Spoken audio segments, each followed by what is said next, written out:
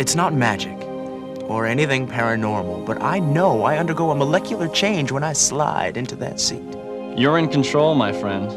You got your leather seats, tilt steering wheel, your odometer, your speedometer. Your car is ego. You are what you drive. You got your CD player, your automatic windows, locks, seat adjustment. I love that car. And it loves me. It's my dad's, but you just wait. Someday I'll own that cute little thing. And then I'll own the road.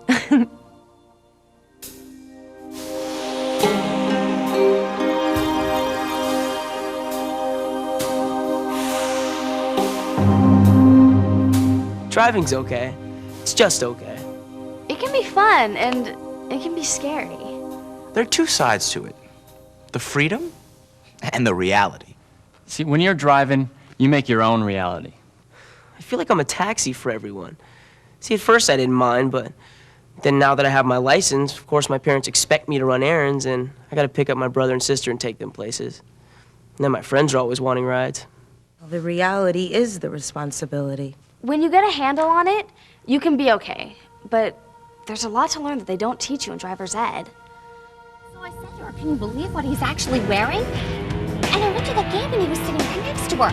I mean, I couldn't believe the nerve of her. I mean, really. Oh, they were so much fun. So as she looked at me and I said, have you seen Tina?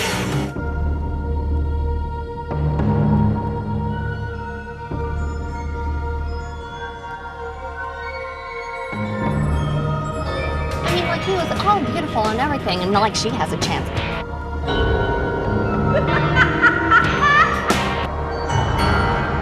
I'm trying to put my makeup on here. Can't you see that?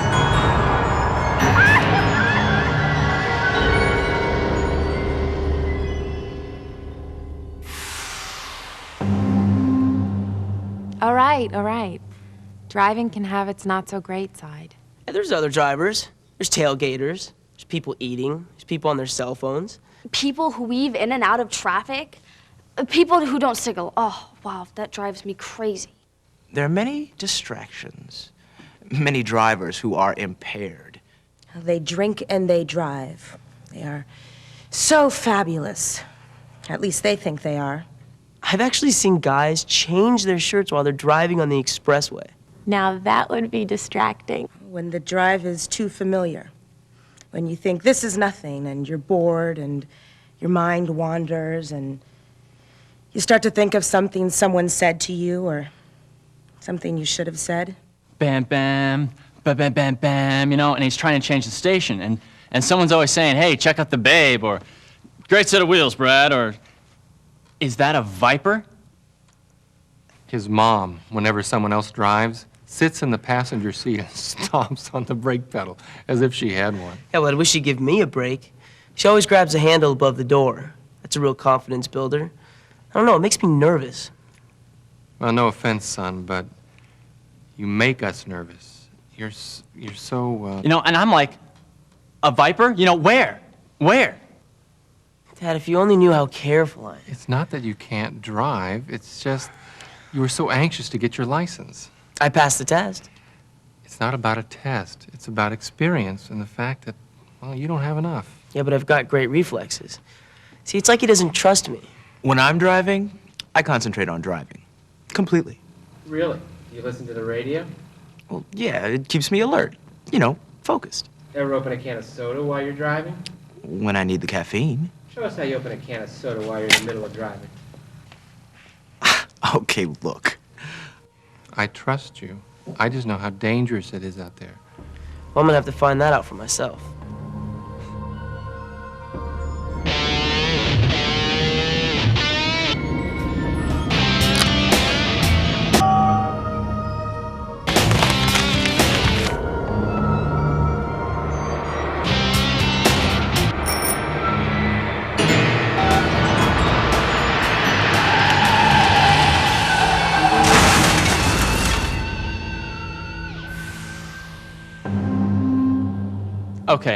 Okay, so once I had a fender bender.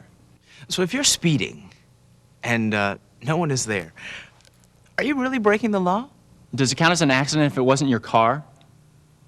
Now, this wasn't my fault. I hadn't even had my license for 2 weeks, and I'd never driven at night. But an emergency situation comes up, and I have to pick up my little brother at a friend's house. I don't know this town at all, and it's dark out. I never talk about it. A complete idiot is going like way too slow in the left-hand lane. You know, and I mean, there's laws about that, you know, even in the city.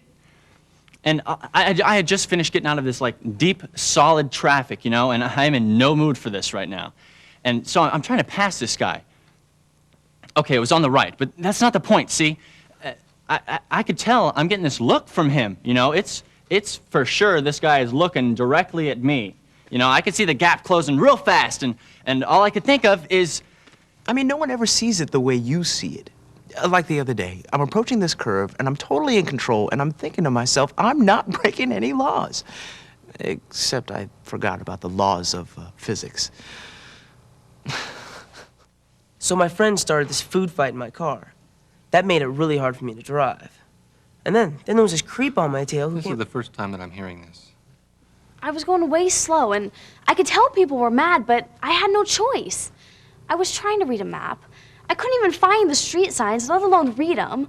I was freaking out, and I almost hit this car that was double parked. So I stopped just in time. Catch my breath, and I start to pull around it. But then this other car... And all I could think of was, you know, what's the best way to get past this guy who's boxing me in? So we're tooling down the road on the way to the game. And there was this road cone thing that sort of sprung up overnight out of nowhere. Please, give me a break. Julie, Beth, I was there. do you want to tell this story? Oh, is this okay? She was going fast. So I was going fast. Really, really fast. So it happened really, really, you know.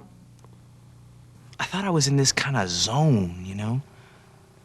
But it was only in my mind. Now, I don't know what it was in real time, but things just started to, you know... Boom! You know, he's right on top of me, and it happened in like seconds. So I'm thinking, you're gonna love this. So I see the opening, you know? The window of opportunity. Nothing happened, luckily, but all I could think about were my parents saying, "I told you so."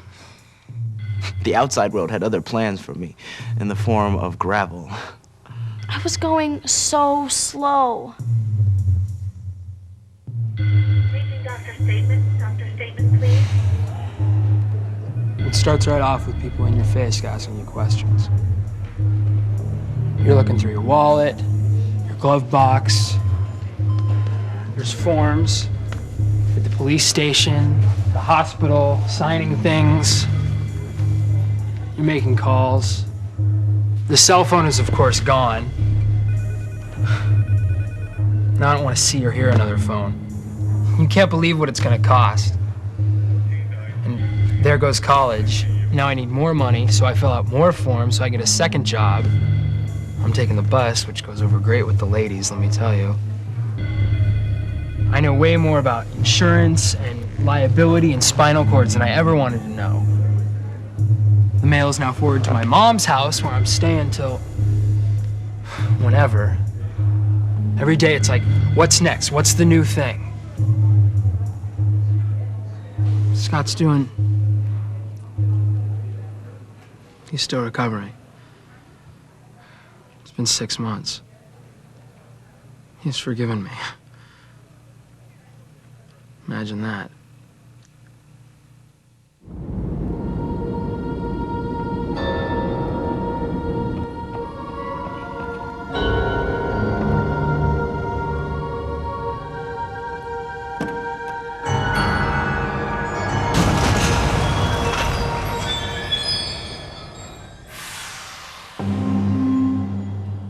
I don't know, you know, I guess I've got to get a lot less aggressive. But that's why I'm so good at what I do. No one got hurt, and there was no damage. But it was close, and I'll never forget it. So finally, I pulled over and I yelled at them. Told you you'd like this. And I'm like, am I gonna have to turn this car around? You know, like you. But it works. If they know you mean it, it shuts them up. Well, when I get my license back. I am not taking this one with me. I've learned so much. And I think I understand what Dad's been telling me about driving. Next summer, I'm gonna ask Dad if I can drive cross country. When I sit behind the wheel and close the door, I know now that anything can happen. I mean, you can start out thinking that you've got it all together, but you've got to realize what's going on out there and what's going on in here.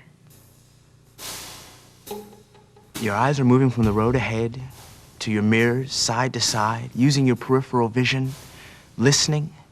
It's all happening at once. You've got to be aware of what's right in front of you, what's way out ahead of you, what's moving alongside, and it certainly doesn't hurt to know what's going on behind you. It's like experience, like the past.